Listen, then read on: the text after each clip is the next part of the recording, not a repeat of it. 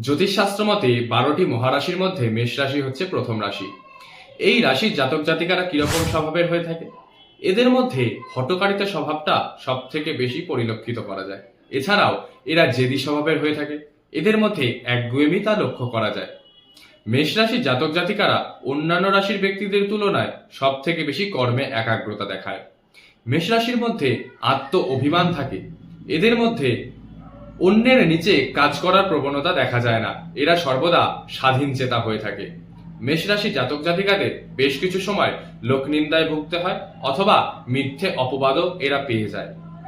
এই রাশির জাতক জাতিকাদের কখনোই ডিম এবং মাংস খাওয়া উচিত নয়।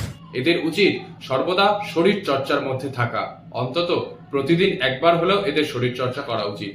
এতে এদের মেষ রাশির অধিপতি মঙ্গলটি খুবই ভালো থাকবে এবং এদের শুভ ফল প্রদান করবে। আজকের ভিডিও এই পর্যন্তই। আমার